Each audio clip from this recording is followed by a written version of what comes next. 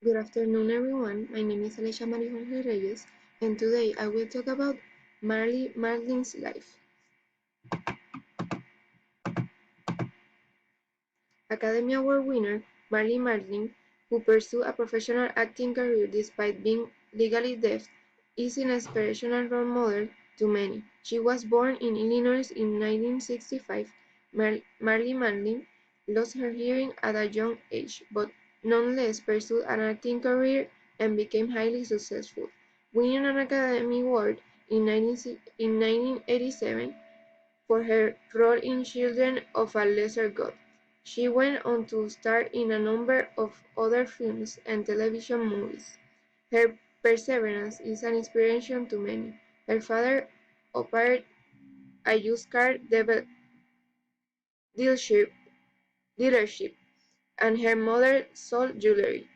The youngest of three children, Marlee Matlin, was only 18 months old when an illness permanently destroyed all hearing in her right ear and 80% of her hearing in her left ear, making her legally deaf.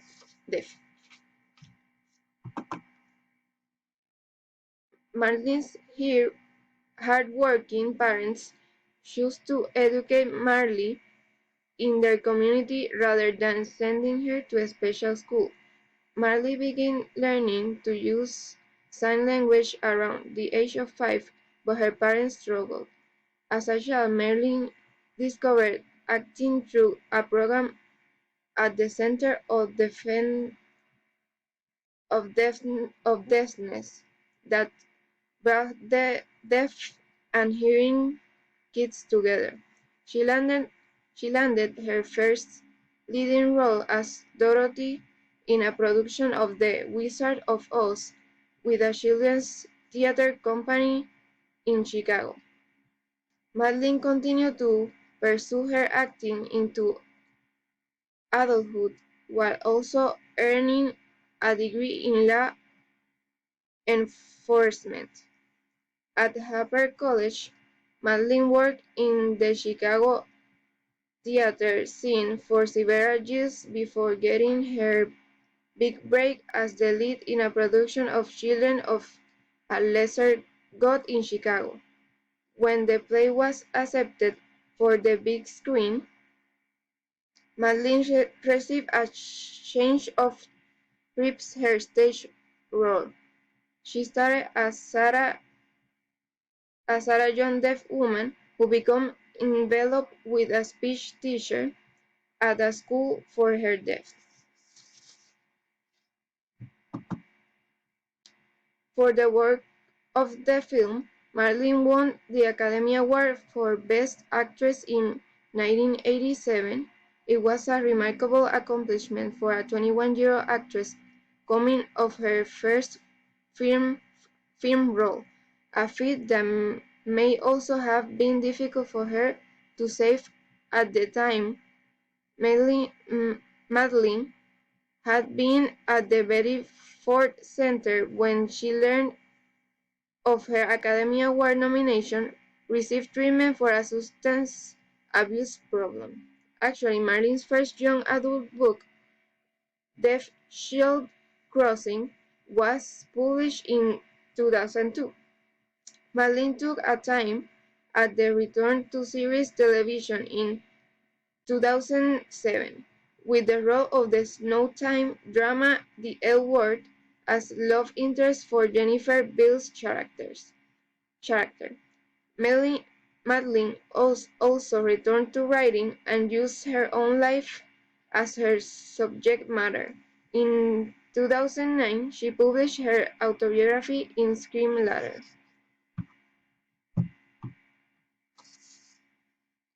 Outside of acting and writing, Matlin supports many chari- chari- charitable causes. She helps the children affected by AIDS Foundation, the Elizabeth Glaser Pediatric AIDS Foundation, and the Straight Children's Foundation.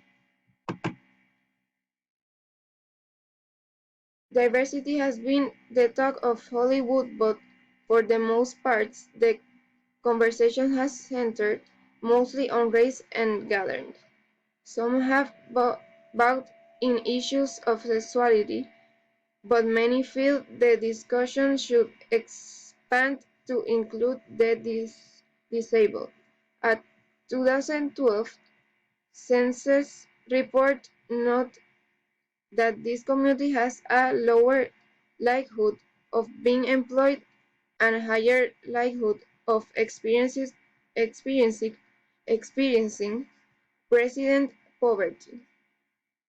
As such as diversity conversations that doesn't make room for disabled people in dangers, considering the economic and policy oriented ramifications.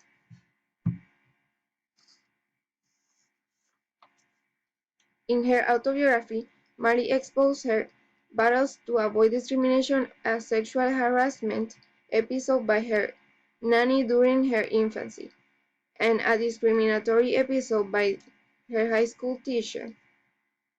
The pursuit of being pushed to the emissary of the deaf community is the artistic environment was for a long time a great annoy, annoy, annoyance for her in an aggressive and discriminatory environment with people of different abilities. She was asked about how her kids behave if they're part of hearing ward, the deaf ward, or both. She answered that she raised them to see both as one, although there is inequality and discrimination against deaf people, but is the first step to, towards equality. In the In the Blink of an Eye by Bessie Vaughn. This text is this text and the life of Marlee Matlin are very similar because the man the author talks about in her text was going through the same situation as Matlin. The man was blind, so he always needed someone to help him read and write. Marlee is deaf, so she always needs someone to translate. These people, despite not being able to be totally independent, look for a way to solve their problems that this situation brought them and put them in their favor. Another thing is they have in common is they were both the first to do something. For example, the first deaf woman who won an Oscar, the first blind man to graduate from college, etc. They both developed all their efforts in time to charities and non-profit groups to help others because they like it. Finally, a curious fact is that both have four children. These are my reference in MLA format, and thank you very much for your attention, and I hope you like my presentation.